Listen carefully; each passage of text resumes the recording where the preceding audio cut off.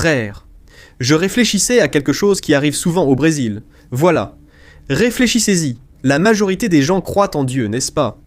Nous sommes considérés comme un pays chrétien. Mais as-tu déjà réfléchi au fait que ce Dieu n'est pas toujours le Dieu de la Bible, c'est-à-dire le Dieu créateur des cieux et de la terre? Qui a envoyé son fils Jésus pour mourir pour nous, les pécheurs, et ensuite il est ressuscité, et ce même Dieu, en la personne du Saint-Esprit, habite maintenant dans le cœur de chaque chrétien. Ce n'est pas toujours comme ça, n'est-ce pas? Même si les gens disent qu'ils croient en Dieu, en réalité, c'est un Dieu à l'image de la personne. Un Dieu qui accepte tout. Un Dieu que toutes les religions peuvent trouver. Mais, frères, il y a encore un détail. Il y a des personnes qui vont chercher ce Dieu qu'elles se créent dans leur tête, dans des lieux chargés, dans des endroits consacrés aux démons, dans des endroits où elles n'ont aucune idée du danger spirituel qu'elles courent. Je me souviens que, enfant, ma famille d'abord catholique est devenue spirite. Il était courant d'aller chez des guérisseurs, tu te rappelles? Oui. La personne traverse n'importe quelle difficulté ou parfois des choses simples comme « Mon fils est très petit, il n'arrive pas à grandir, je veux aller voir s'il y a quelque chose qui ne va pas chez lui. » Souvent, une personne cherche à connaître son avenir ou à prendre une décision. Il est donc fréquent que les gens demandent se faire lire la main, allant même dans des lieux inconnus. C'est de la crédulité. Et je lisais ici un témoignage, en fait j'ai reçu ce témoignage d'une abonnée. Regardez. Cette femme a été esclave du diable. Frère, quelle chose terrible, c'est ce que fait l'ennemi, il a servi. Mais grâce à Dieu, nous avons Jésus. Et lui-même a dit, « Je suis venu pour détruire les œuvres du malin. » Donc, en même temps que vous allez voir le côté triste, ceci est un grand témoignage. Je veux vraiment que vous écoutiez jusqu'à la fin. Ouvrez votre cœur. Parce que regardez, je suis impressionné, c'est sérieux, frère. Alors si vous aimez les témoignages, si vous voulez grandir spirituellement chaque jour, venez participer ici avec nous. Chaque jour, à 3 heures de l'après-midi, je vais mettre du contenu pertinent pour t'aider. Et aussi, je vais prier pour toi dans la prière du matin et la prière du soir. D'accord? Abonnez-vous à la chaîne et écoutez avec le cœur. Faites attention à ce témoignage ici. C'est d'une jeune femme. Je ne vais pas révéler son nom pour protéger son identité, mais elle commence son témoignage en disant ceci. « Frère, pour que vous compreniez comment tout a commencé, je dois revenir en arrière. J'ai été rejeté avant même de naître, alors que j'étais encore dans le ventre de ma mère. Ma mère avait une vingtaine d'années et avait déjà 3 jeunes enfants, tous âgés de moins de 5 ans. Quand elle a découvert qu'elle était enceinte de moi, le désespoir était si grand qu'elle a pris des remèdes maison pour avorter, et évidemment cela n'a pas fonctionné, car Dieu avait déjà des plans pour moi, mais ce rejet est entré dans mon âme. J'ai grandi dans un foyer où il y avait beaucoup d'abus psychologiques et physiques. Mon père était extrêmement violent, et la plupart du temps, il agressait physiquement ma mère. Parfois, il nous frappait aussi. Nous n'étions pas chrétiens, nous n'étions même pas religieux. La religion n'a jamais été un sujet chez nous. Nous étions catholiques seulement par tradition, juste en parole, mais pas parce que nous allions à l'église ou parce qu'il y avait une vie de foi dans notre foyer. Ce n'était rien de tout cela. Je suis né et j'ai grandi dans l'arrière-pays du Nord-Est. Nous étions 4 enfants.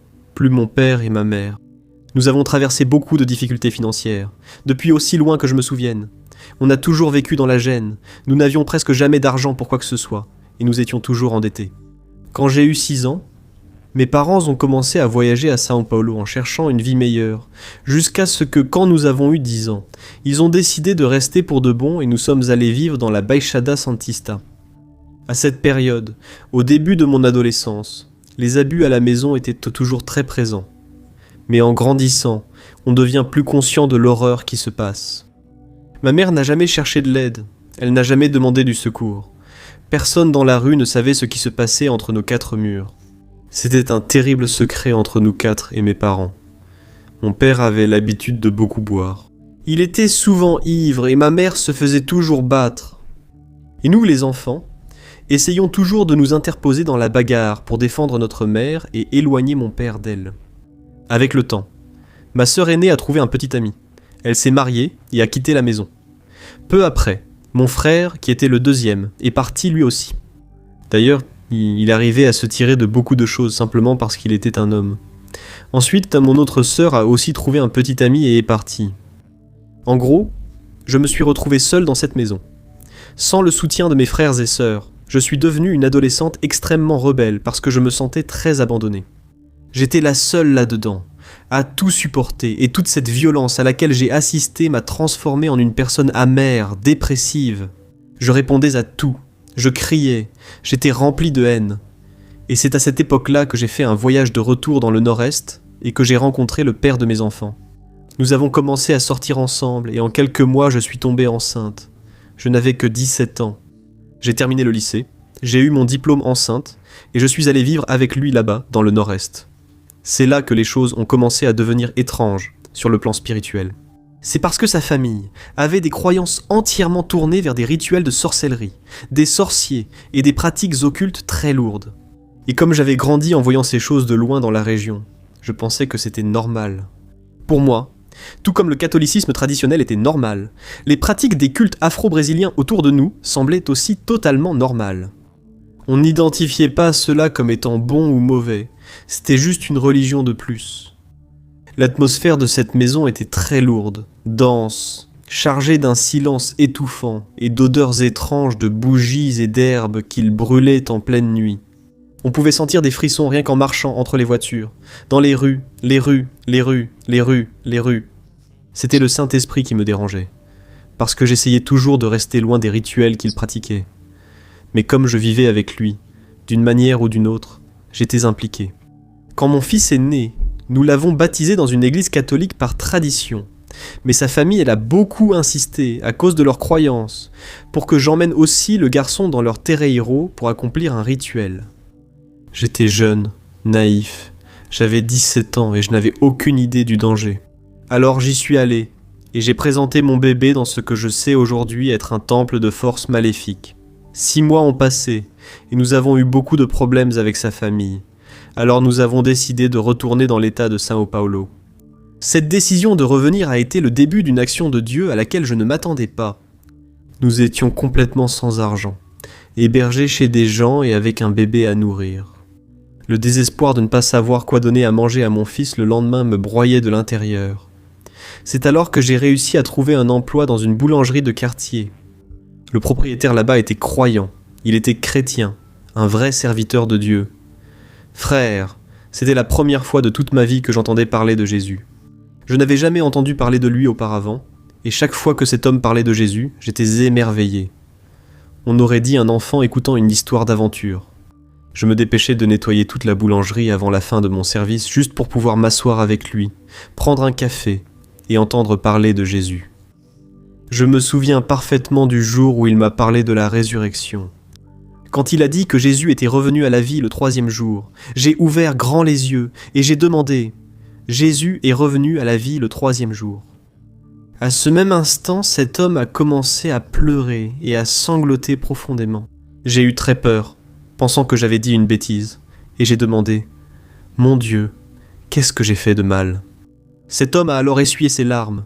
Il est sorti un instant, et quand il est revenu, il a dit « Je suis désolé ma fille, c'est juste que je ne savais pas qu'il existait encore des gens dans le monde qui ne connaissaient pas l'histoire de Jésus. En réalité, j'étais si naïf que je n'ai pas compris pourquoi il pleurait. » Mes amis m'appelèrent même la sauvageonne, parce que je ne savais vraiment rien de rien, tu vois. Pour moi, Dieu existait, et c'était tout. Je n'avais aucune base, personne ne m'avait rien appris. Jusqu'au jour où le père de mes enfants est venu me chercher au travail avec notre fils. Le bébé portait un ruban rouge et une amulette de Guinée autour du cou, qu'ils utilisaient pour se protéger du mauvais œil. Mon patron a regardé et a demandé « Et pourquoi as-tu mis ça autour de son cou ?» Et j'ai répondu « C'est pour le protéger du mauvais œil. » Il m'a regardé droit dans les yeux avec tellement d'autorité et il a dit « Tu ne penses pas que Jésus, que seul Jésus peut protéger ton fils ?» Cela m'a touché en plein cœur. Comme je respectais sa parole, je n'ai pas hésité une seconde. Je suis allé là-bas, j'ai arraché cette protection du cou du garçon et je l'ai jetée à la poubelle. Mais les conséquences de cette consécration dans ce temple maléfique ont commencé à apparaître. Mon fils a eu 1 an et il ne parlait toujours pas. Il ne rampait pas, il ne marchait pas. Il était extrêmement lent dans tout. Il semblait sans réaction. La 2e fois que mon patron a vu le garçon à la boulangerie, il m'a appelé à part et m'a dit « Je veux te poser une question. Dieu me montre dans mon esprit ton fils enfermé dans une cage à oiseaux. Est-ce qu'il existe un genre de rituel ou une prière qu'on a faite sur la vie de ce garçon? Parce que Dieu continue de me le montrer enfermé dans cette cage. À ce moment-là, mon estomac s'est retourné et je lui ai finalement tout avoué. Oui, la vérité c'est que je l'ai emmené pour être baptisé dans un temple de sorcellerie. Cet homme a mis les mains sur la tête et a dit « Mon Dieu, nous devons prier pour ce garçon maintenant. » Il a alors écrit une prière simple sur un papier et il m'a donné un ordre. Il a dit ceci « Quand tu arriveras chez toi, déclare le sang de Jésus sur ton fils et prie pour lui chaque nuit. » Frère, j'ai fait cela avec beaucoup de fidélité pendant une semaine. À la fin de cette semaine, mon fils s'est simplement levé et a commencé à marcher. C'était comme s'il était ressuscité, comme si cette cage spirituelle s'était brisée. C'était la première fois que je voyais la puissance de Jésus de mes propres yeux. Mais j'étais encore tellement ignorant dans la foi que je n'ai pas compris la portée de cela. J'ai fini par quitter ce travail à la boulangerie et je me suis éloigné de cette couverture spirituelle. Je ne fréquentais pas l'église, je gardais seulement ce qu'il m'avait enseigné. J'allais à l'église très rarement, seulement quand j'étais vraiment au plus bas, tu sais. Et tu sais quelle était mon erreur? Je détestais le moment de la louange. Je calculais pour arriver en retard, 30 minutes après le début du culte, uniquement pour la prédication. Alors je pleurais là sur le banc, puis je rentrais chez moi pour retrouver cette même vie de misère comme toujours. Et peut-être que toi aussi tu es déjà passé par là, vouloir Dieu, mais ne pas vouloir abandonner l'ancienne vie. Et c'est là que je suis entré dans la période la plus sombre de ma vie. Ma bouche était toujours pleine de paroles injurieuses, j'étais rebelle, et le père de mes enfants a aussi commencé à devenir très violent avec moi. Ma vie était en danger chez moi, mais je ne savais pas comment demander de l'aide. J'avais appris du silence de ma mère qu'une femme subit des coups et reste silencieuse. Je ne savais pas ce que cela signifiait de dénoncer ou de parler à quelqu'un. Ma famille ne savait rien, et personne ne m'a guidé. Et je me souviens qu'un dimanche, dans mon désespoir, je suis tombé à genoux par terre et j'ai supplié. « Seigneur, s'il te plaît, fais-moi sortir d'ici. Je ne veux plus de cette vie. » On me menaçait de mort tous les jours, et comme je ne voyais pas d'issue et que je ne savais pas comment demander de l'aide à qui que ce soit, j'ai commencé à planifier comment j'allais mettre fin à ma vie. J'ai commencé à chercher des moyens de le faire. Je pensais que la seule façon de me débarrasser de cet homme était de me suicider. Tout le monde autour de moi vivait des relations destructrices, et personne ne demandait de l'aide. Alors je pensais que c'était la fin pour toutes les femmes. Mais par la grâce de Dieu que je reconnais aujourd'hui, peu de temps après cette prière, j'ai eu une conversation avec lui, et j'ai dit que je devais quitter cette maison, et par miracle, pour la première fois, il a accepté et compris. Alors nous nous sommes séparés. J'ai passé de mes 18 à mes 24 ans prisonnier de cette relation, sans savoir ce qu'était la liberté. Et quand j'ai eu mon propre petit chez moi et que je me suis retrouvé seul, c'est là que j'ai complètement perdu la tête. J'ai essayé de compenser le temps perdu en vivant la liberté du monde. J'ai commencé à fumer du cannabis. J'ai commencé à beaucoup boire, à aller de fête en fête et à faire tout ce que je n'avais jamais fait auparavant. Mais regarde ce qui s'est passé. Plus je buvais, plus je faisais la fête avec mes faux amis, n'est-ce pas? Mais le vide grandissait. Je pensais que sortir de cette relation toxique allait guérir mon âme. Mais je me sentais encore plus perdu, encore plus effondré sur le sol de ma chambre à pleurer chaque jour de dépression. Je ne dormais même pas la nuit, pour que tu comprennes. La chambre devenait d'un silence si profond. Le poids de la solitude était si écrasant qu'il me semblait que les murs se refermaient sur moi. Je pensais que je devenais fou. Je regardais le plafond au milieu de la nuit, le cœur battant à cause des substances que je consommais, et je ressentais une angoisse si profonde que j'avais du mal à respirer. Et c'est alors que j'ai décidé que je devais retourner à l'église. J'ai recommencé à y aller le dimanche, mais j'avais toujours cette même habitude. Je sautais le temps de louange et arrivais toujours en retard. Un dimanche, j'ai choisi de ne pas aller au culte, et je suis allé à une cascade avec quelques membres de ma famille. Pendant que tout le monde buvait, s'amusait, s'embrassait, je me suis simplement assis et j'ai regardé ces personnes. Soudain, j'ai ressenti une forte oppression dans ma poitrine et une voix dans mon cœur, dont je suis absolument certain aujourd'hui qu'il s'agissait du Saint-Esprit, m'a dit clairement « Tu n'appartiens pas à ce monde, tu appartiens à l'Église ». Je regardais autour de moi et je me demandais « Qu'est-ce que je fais ici ? et je me sentais tellement pas à ma place, comme si j'étais totalement au mauvais endroit. Et cette même nuit, je suis rentré chez moi, et c'est là que je me suis confié à Dieu. Seigneur, je veux être honnête avec toi maintenant. Je ne te connais pas, je n'ai pas la moindre idée de qui tu es. Et alors, je suis allé sur Internet, j'ai acheté une Bible pour la première fois de ma vie. C'était un dimanche. La Bible est arrivée mardi. Je me suis assis sur mon lit le soir, j'ai regardé ce livre et je l'avoue, j'ai eu très peur. Tu sais pourquoi ? Parce qu'on grandit dans ce monde en entendant ce dicton que ceux qui lisent beaucoup la Bible finissent par devenir fous. Elle te fait un lavage de cerveau. Alors, j'avais peur de perdre la raison, mais j'étais tellement désespérée, tellement dépendante des médicaments, des drogues, pour réussir à dormir à cause de la dépression que j'ai ouvert le livre et j'ai fait une prière. J'ai dit comme ça, « Dieu, si tu as un plan pour moi, si tu m'as créé pour une raison, j'ai besoin de le savoir maintenant. Je suis complètement perdu. » Frère, de la nuit où j'ai acheté la Bible jusqu'à la véritable rencontre avec Jésus, il ne s'est écoulé qu'1 mois et demi. Mais cette même nuit, après avoir crié à Dieu, j'ai enfin réussi à dormir en paix, sans avoir besoin de prendre aucun médicament. Le lendemain, je me suis réveillé. J'ai commencé à lire la parole, et quelque chose d'impressionnant s'est produit. Tout ce que je lisais dans la Bible, le matin, je sortais dans la rue, et je voyais cela se produire devant mes yeux, et je me disais, comme c'était étrange. Je viens de lire cela dans la Bible, et maintenant cela s'est produit devant moi. Et alors, je sentais Dieu parler dans mon cœur. Ma fille, c'est ainsi que je te parle. Je cherchais à comprendre qui était ce Jésus qui changeait ma vie, jusqu'à ce que Dieu commence soudainement à m'utiliser d'une façon que je ne comprenais pas.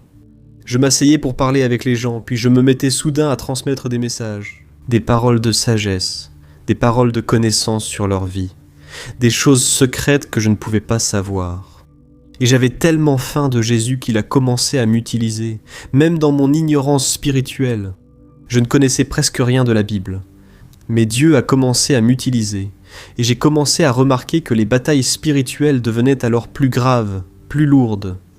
Une nuit, j'étais allongé dans mon lit, et je laissais toujours une lumière allumée à cause de mes enfants. Et c'est la première fois que j'ai vu de mes propres yeux le monde spirituel d'une manière terrifiante. J'ai vu entrer par la fenêtre de ma chambre une ombre gigantesque, sombre, c'était une obscurité très dense, mais dans l'autre coin de la chambre, il y avait une lumière qui brillait. Et quand j'ai vu cette ombre maléfique s'approcher, j'ai pensé, « Il faut que je me lève et que je prie maintenant. » Frère, quand j'ai essayé de sortir du lit, mes jambes se sont figées, j'ai essayé de crier à l'aide, et j'ai senti comme si une main invisible était en train de m'attraper, de m'étouffer, tout mon corps s'est bloqué. Et vous savez quand ? Les gens appellent ça la paralysie du sommeil. Eh bien, c'est exactement ce que j'ai eu à ce moment-là. Le souffle s'est coupé dans ma gorge, et le poids sur ma poitrine était si écrasant que j'avais l'impression que mes os allaient se briser. Cette ombre sombre semblait aspirer toute la vie de la pièce, dégageant une odeur de mort terrible. Je ne veux plus jamais ressentir ça. J'étais coincé là, sous cette oppression, incapable de dire quoi que ce soit. Je ne faisais aucun son, mais dans ma tête, dans mon esprit, je répétais sans cesse « Jésus, Jésus, le sang de Jésus a du pouvoir ». Et je continuais à répéter le nom de Jésus avec tant de force, je ne savais pas que cela aurait un effet, mais quand j'ai prononcé le nom de Jésus, j'ai senti que quelque chose était arraché de moi. J'ai commencé à vomir spirituellement, et ensuite je me suis simplement évanoui, je me suis endormi. Quand le jour s'est levé, et que je me suis réveillé, la première chose que j'ai faite a été de regarder les draps.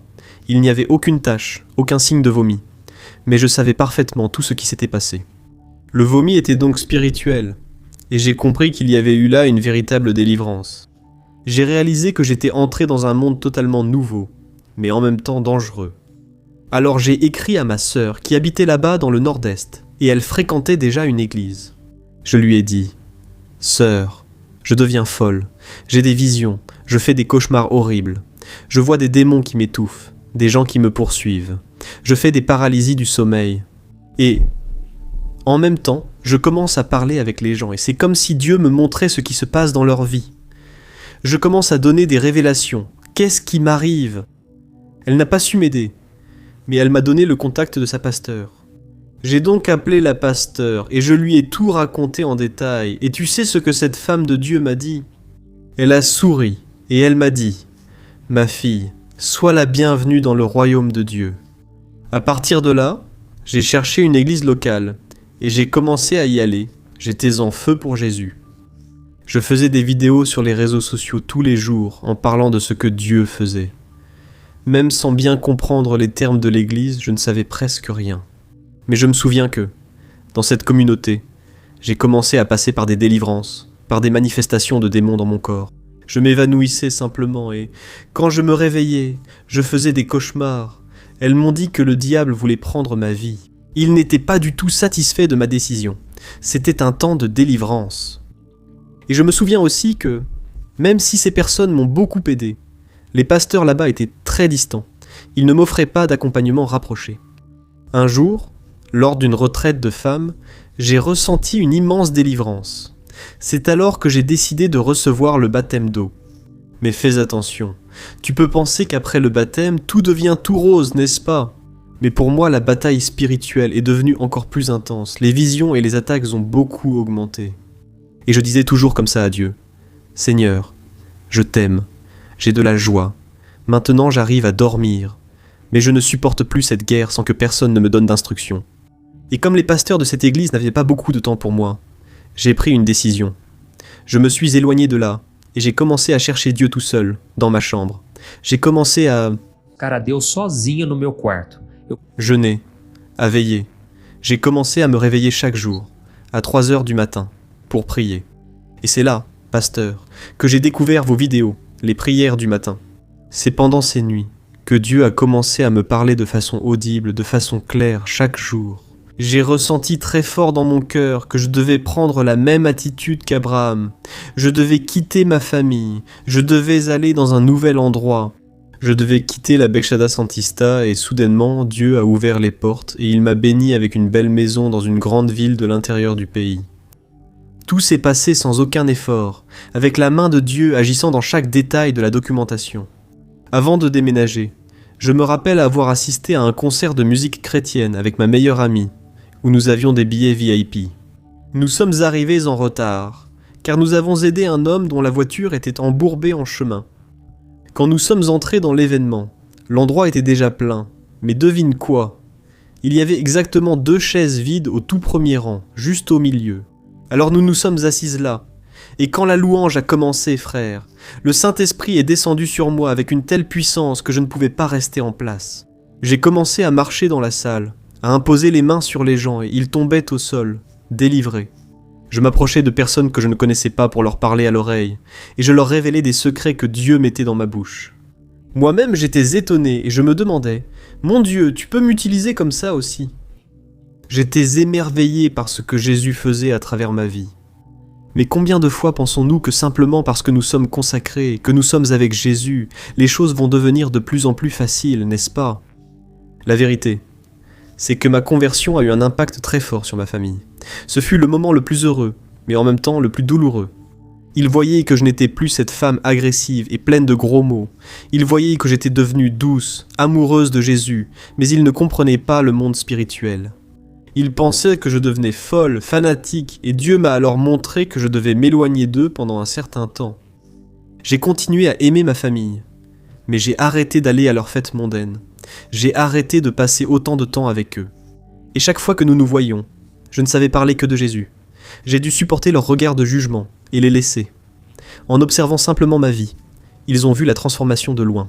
Et quand je suis enfin arrivé dans ma nouvelle maison, à la campagne, je pensais que je vivrais seulement de gloire en gloire. Mais Dieu m'a placé dans le désert de la guérison. La distance physique avec ma famille m'a obligé à affronter les douleurs du passé.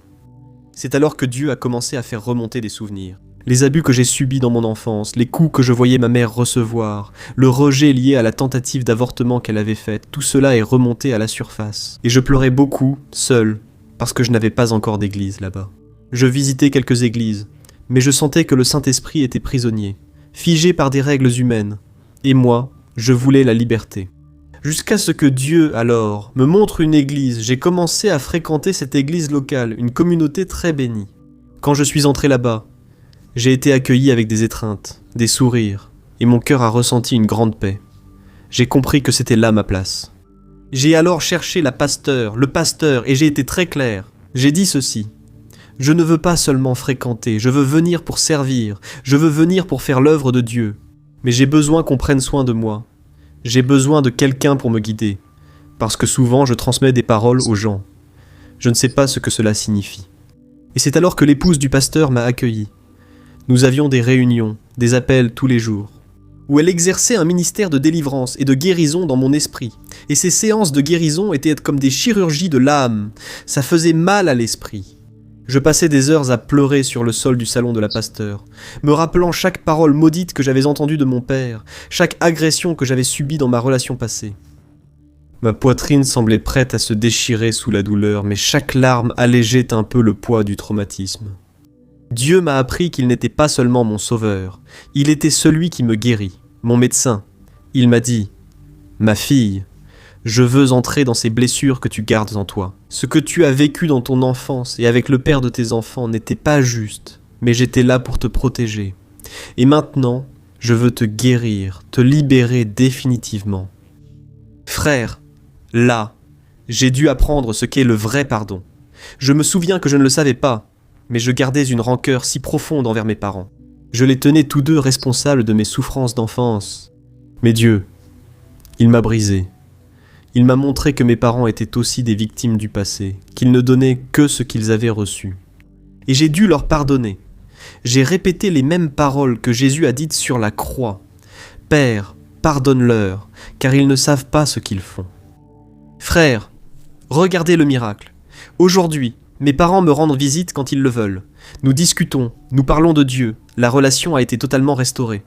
J'ai aussi pardonné au père de mes enfants, comprenant que nous avions tous deux commis des erreurs et été victimes avant de découvrir la lumière de l'Évangile. Aujourd'hui, nous avons une relation de grand respect et nous élevons nos enfants dans la paix, et la promesse de Dieu s'est enfin accomplie.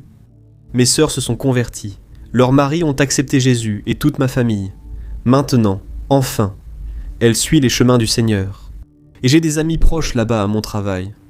Ils se sont convertis rien qu'en voyant le témoignage de ce que Dieu a fait dans ma vie. Alors si toi qui m'écoutes maintenant, tu es impliqué dans la sorcellerie, les pratiques superstitieuses, les sectes, ou si tu as remis tes enfants ou ta maison entre les mains de l'ennemi sans le savoir, écoute bien ce que je vais te dire. La parole de Dieu dit que le peuple périt par manque de connaissance. Le mal est le mal, et peu importe à quel point ils essaient de le déguiser, avec de belles paroles, avec des rituels de guérison. Dans le New Age, cherche seulement la vérité, cherche seulement Jésus-Christ, cherche, parce qu'il ne va pas seulement te donner une réponse, il va te donner le chemin, la vérité et la vie éternelle. Et peu importe la profondeur du trou dans lequel tu es tombé ou l'erreur que tu as commise dans le passé, de l'autre côté, en présence de Jésus, la vie est belle, il y a de la guérison, il y a la rédemption pour toi aujourd'hui. Alléluia mes frères, quel témoignage puissant, hein? Regardez, j'ai la chair de poule.